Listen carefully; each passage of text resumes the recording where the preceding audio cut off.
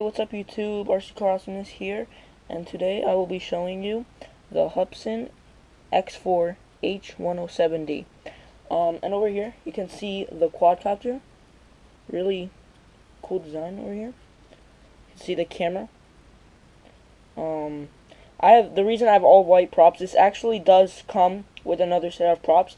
It comes with, as you can see on the box, it has white and red props, and it has another set, but I broke those. And I used the other set and just combined them, and I put on some white props because I've been flying this thing a lot and it's a lot of fun. But I'll be telling you about what I think later. Right now I'll just show you the different things that it comes with. So over here you can see the remote. This has a 4.3 inch LCD display. It's really nice. It does consume the batteries, so what I did was I got some rechargeables in there. See the back door. Some people, they have mods where you can put a LiPo in there, but I didn't do that. Over here you can see the the goggles where you can insert if you have some kind of goggles that you would want. You have all the trim buttons. Over here, this little hole over here, I don't know if you can see that. That's if you want to insert a shade, like a sunshade that kind of opens up to do that. That's all the different holes over here. If you want to upgrade that, I also have a SD card in here. Nothing too fancy, just 16 gigabyte PNY.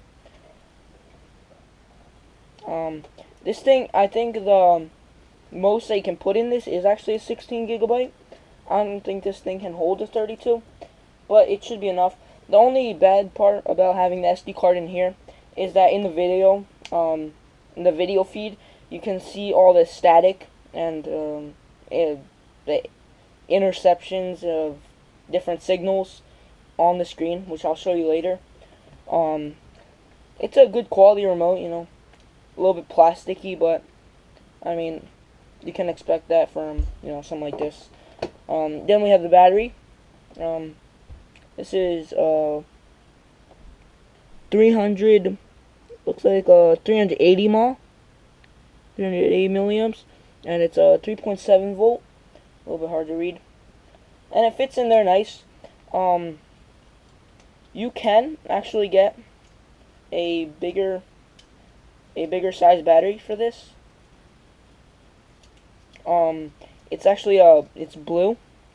You can see that there's some room over there for some bigger batteries, and they do have a bigger battery for this available that you can get. I might do that.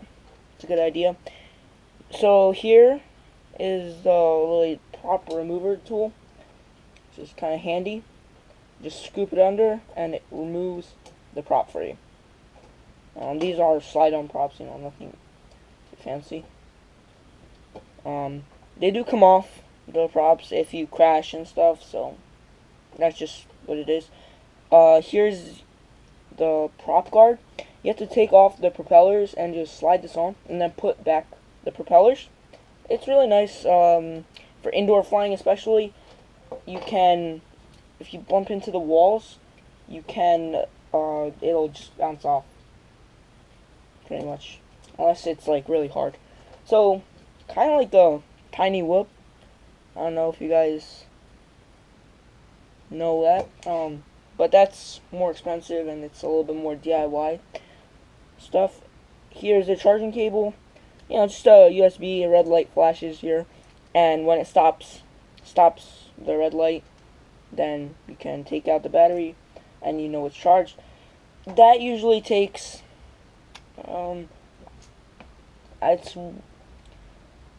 I would say about 1, maybe 2 hours. I'm not sure really, but I just plug it in, and when the red light stops, you go up and you take it out. So something like that. So, anyways, the specs on this. The range, it's not too great, guys. I was expecting a little bit more. Especially because where I live, there's a lot more trees.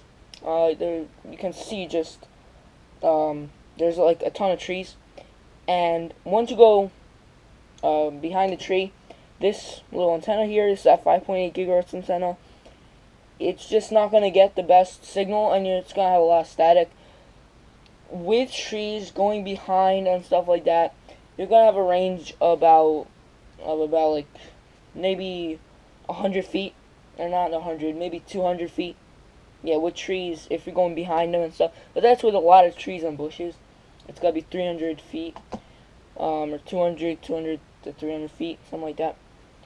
Which is, it's good, I guess, for like a little tiny quad like that. They can pack some good range to that. As you can see here, there's no exposed antennas. It's all internal. Inside it has a patch antenna. It's a lot of people, they do a mod. They take these 4 screws out, and they bring the patch antenna up here. And the 2.4 gigahertz is actually, it's like a little, it's a tiny square. I don't even think that you can bring that up.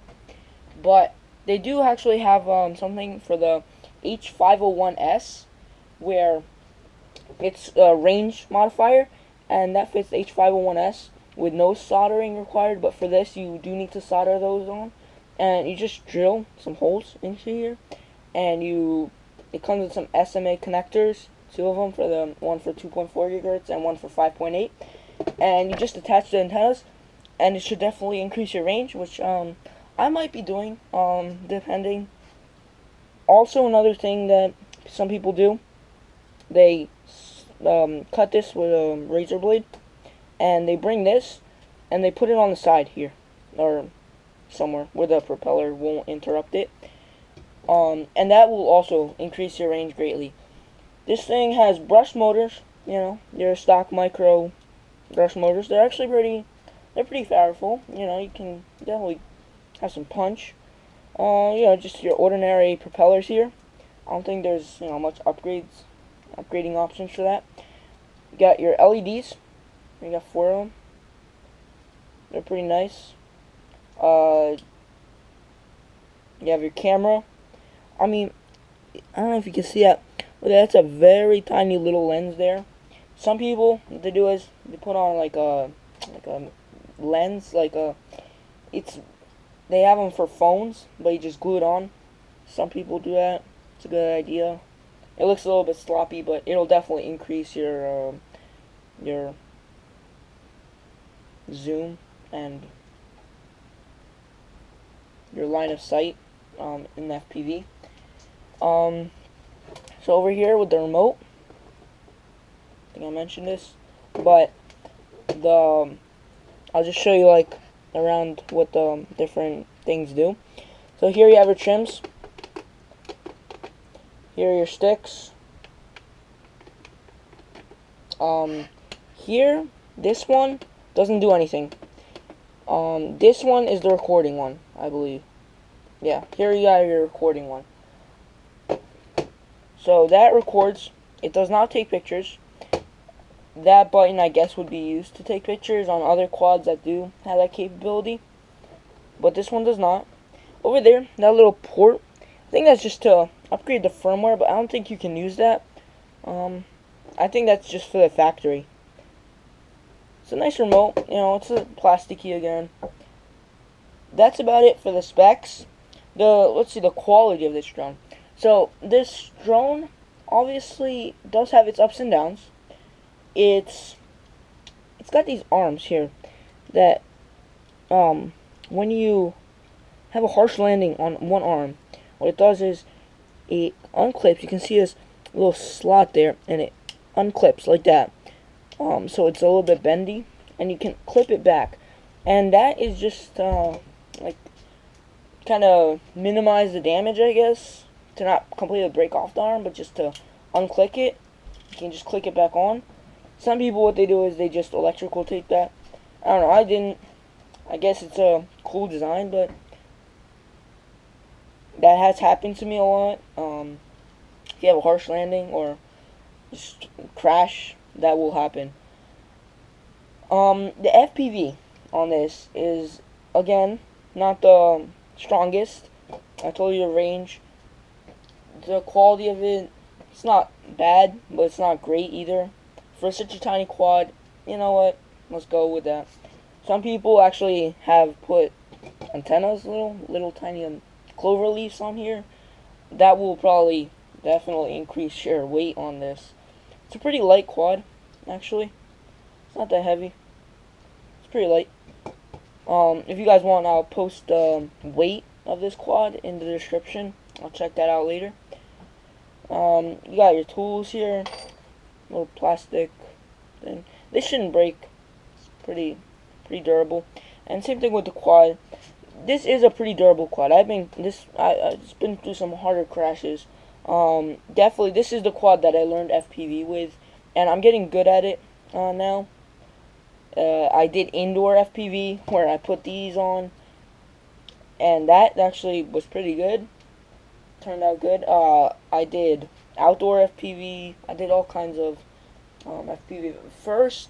This was my first FPV and regular quad, and something like this is great because I learned first LOS, line of sight flying, on this, and it was perfect quad to learn.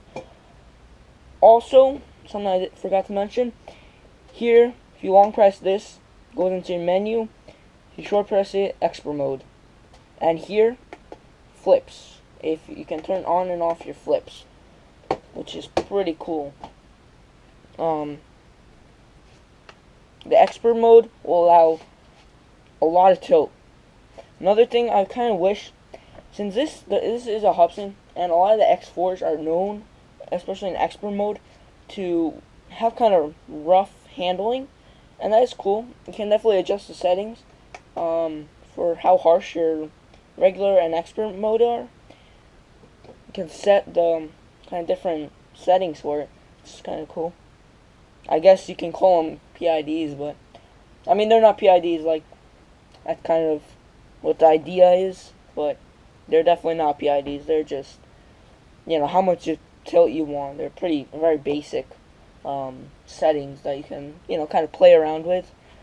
What else? I mean, that's basically it for the specs.